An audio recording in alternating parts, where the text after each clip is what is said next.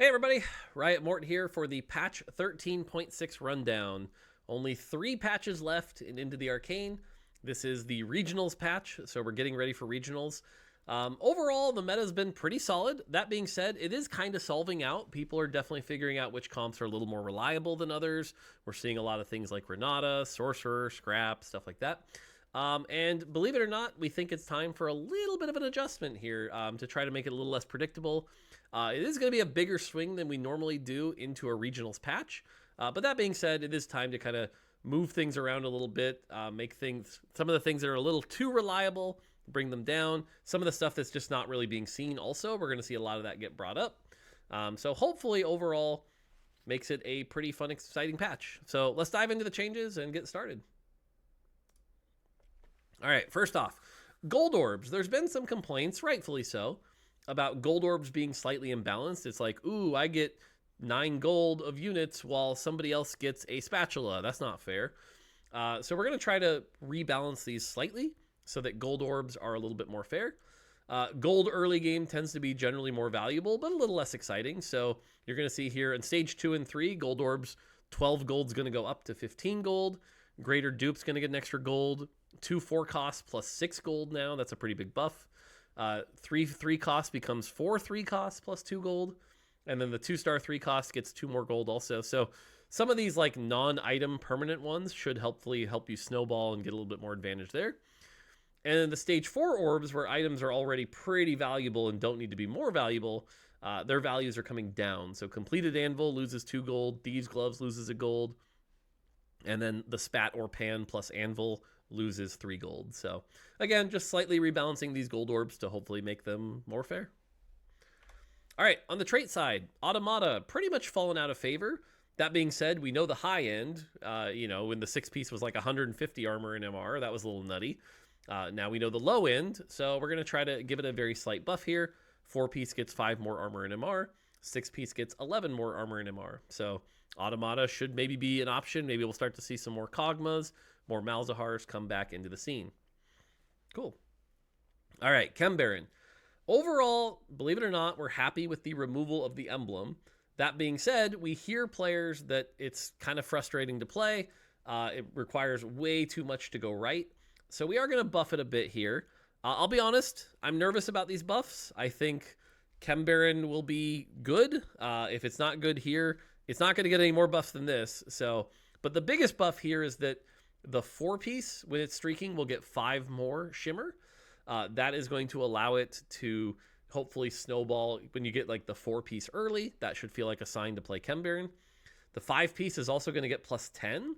So if you hit the 5-piece, that's when it's really going to be likely to hit that 500 or even 600 cash out. And then to give Chem Baron some other options, because right now it is basically always skip, 200, 300. You don't really care about those. We increased the rewards very slightly. Now, I do mean very slightly. We're talking in terms of like 4 to 6 gold. But now you should actually be like, oh, there's some strategies where I could maybe play Chem Baron early, get to like 200, get some extra rewards and move out of it. So hopefully Chem Baron becomes a little bit more of an interesting trait to play in the back half. Conqueror. Conqueror is a trait that I've never ever played whatsoever. But when I do play it, it's one of those things that you kind of have to have 4 early or it's pretty much unplayable. And the 2-piece doesn't really feel like a real start. You have like a Darius 2, Draven 2, and Darius is pretty strong, but Draven not so much. So they're going to get a little bit more AD and AP. Now, I know you're looking at this and you're seeing 22, 25, that's barely an upgrade. Sure, but you get triple the stacks. So Conqueror is mostly about upgrading the stacks when you go from 3 to 4. So there you go. Enforcer 8 has been really, really strong for a while. This is one of those comps that you get a +1 emblem and you're like, cool, I'm way, way stronger now. A little bit too much stronger. So this is one of the ones that's going to get brought down. Damage amp goes from 48 to 40. Family has mostly disappeared from the meta other than like silly high rolls. You can't really play family that much. So you're going to see some pretty decent family buffs. We do want to make sure family is something that can be played. So 5 more mana reduction at the 3 and 4-piece. And then you'll see some other champion buffs later. 4 Form Swapper. This is another one that's pretty tough to play. It's not bad by any means, but going to give the 4-piece 3% more damage reduction if they're up front and 4% more damage amp if they're in the back. And then finally, Pit Fighter. Pit Fighter has been mostly absent from the meta, pretty much all set. So I went with a pretty big swing here. 2 Pit Fighters, great, because you get that 15% Omnivamp. You're in a good spot. The problem is going any higher than that's not really worth it, so we're going to make it more worth it. So at 4 and 6 piece, you're going to get an extra 10% of that healing, so they'll be a lot tankier. I'm hoping like 6 Pit Fighter Vi's are actually going to be kind of a terror now. So hopefully we can see some Pit Fighter comps. Cool. Quick Striker. This is another one that's like ever so slightly below the line. So Quick Striker, if you go to 4 piece, you're going to get a little bit more shield every time you get a takedown. So that's pretty cool. Scrap. This is one of those comps that I said was really, really reliable. So it's going to lose 5 shield per component. Basically a 10% nerf to Scrap shield. So Scrap is going to require a little bit more to go right for it to be playable, rather than just this safe comp that you can play every single game.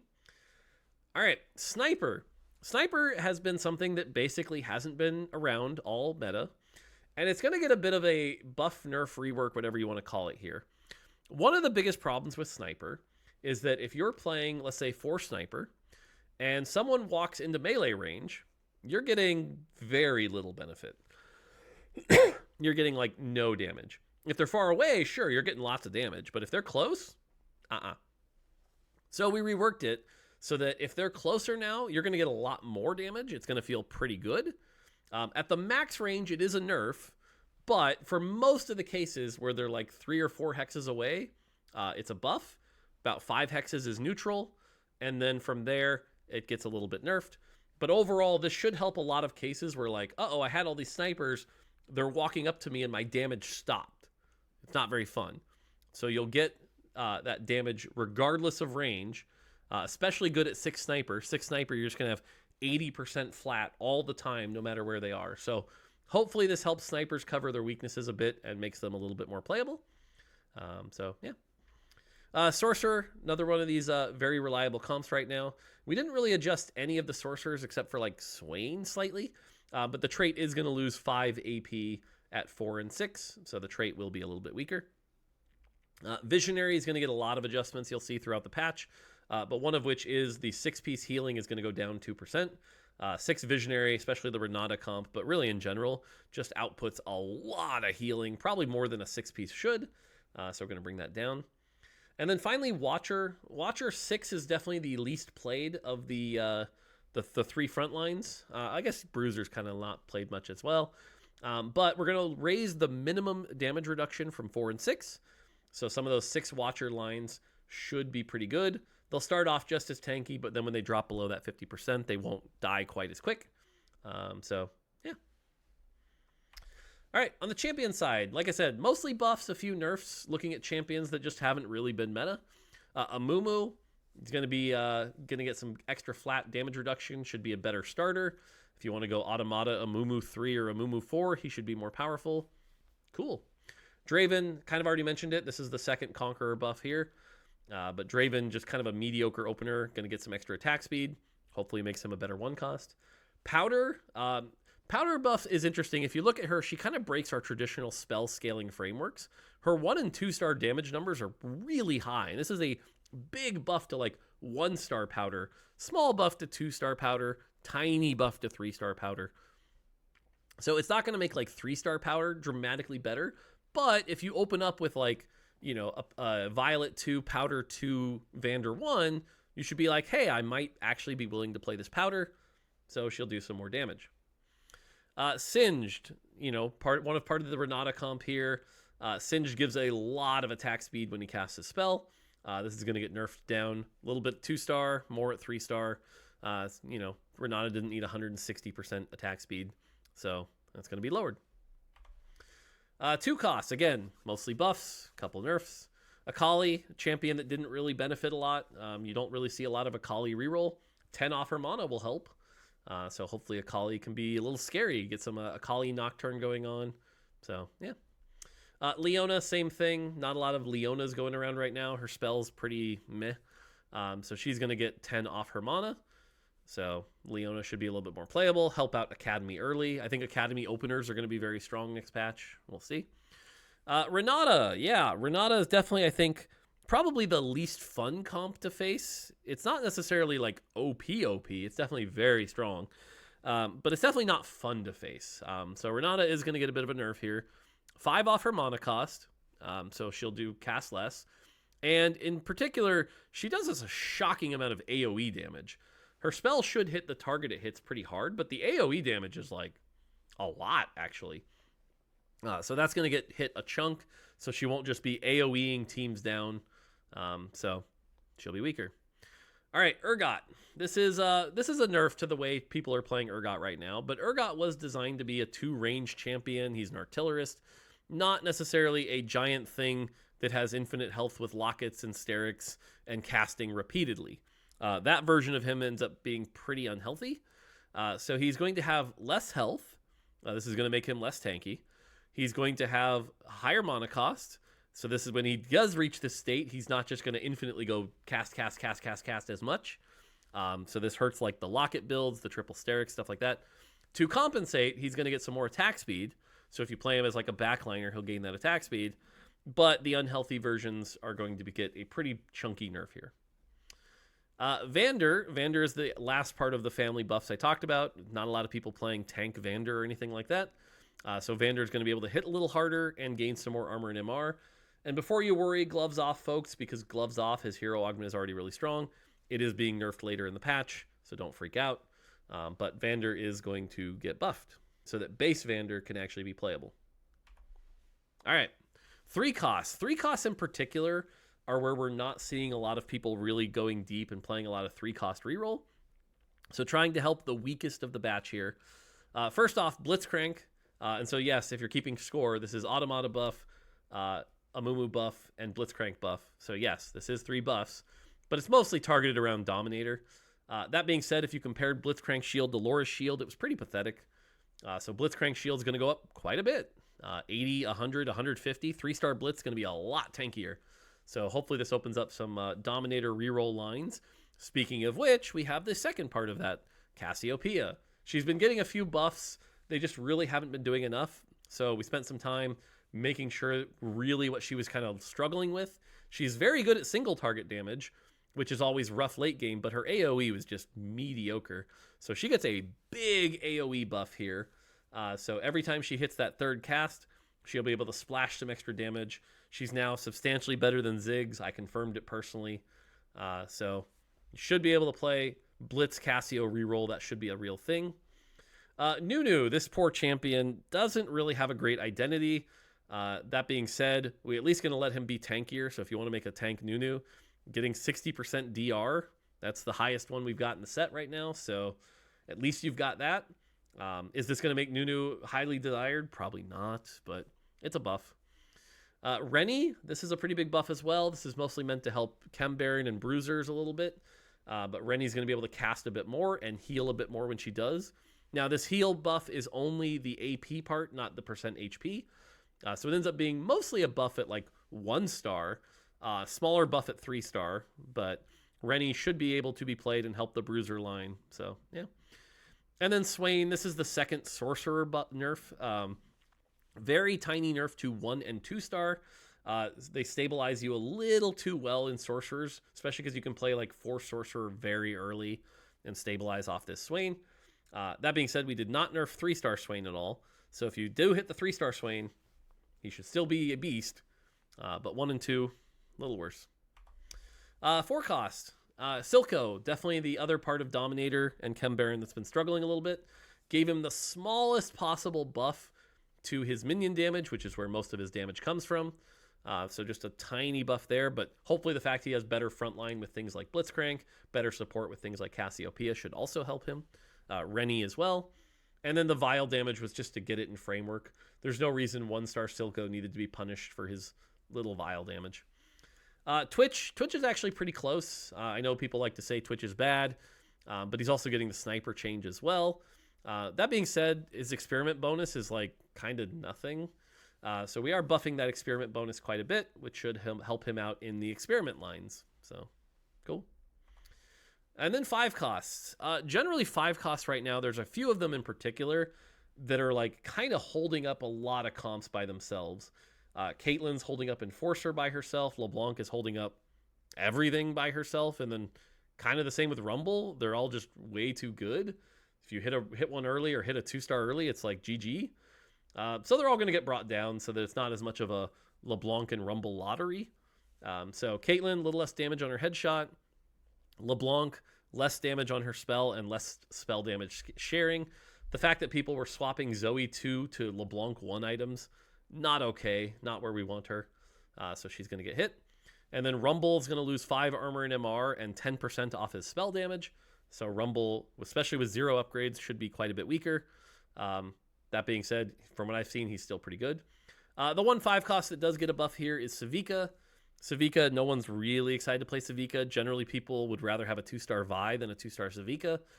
This isn't going to dramatically shift it, but it should help Savika at least roll a bunch more, maybe get some cool knockouts or roll that jackpot. Should be fun. So Savika should feel like a 5 cost. She'll be better.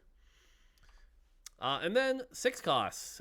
Yes, for those who are avid Soju viewers, yes, Blood Hunter is being nerfed. It's really, really close. Warwick is like right at the line. If you look in the data, it's like Warwick and then Elise and then Echo. It's like really close. But want to bring him down just a smidge here. So less percent on the execute and a little less healing when he does it. Again, want to be very light here. He is still a 6 cost. 6 costs are supposed to be good. You'll notice there's no Mel and Victor nerfs, but just the lightest touch to hopefully put him in line with everybody else. Items. This is like a bullet point small thing. It's actually in our small section, and it doesn't actually affect much of this set. It more affects next set, but basically, just so you know, Innervating Locket, the mana gain can no longer overflow. And what that basically means is if you were mana locked for a long time while Innervating Locket was generating mana, at the end of the mana lock, it would all come at once because it was overflowing. That's not how it's supposed to work. So now it works the same way as mana gain from taking damage, which means, this is a nerf to Locket for mana locked champions, which is mostly not what people are playing it as right now anyway. So again, most people won't even notice this, but it was creating a very bad case in the next set that we had to deal with, and this is just healthier. So,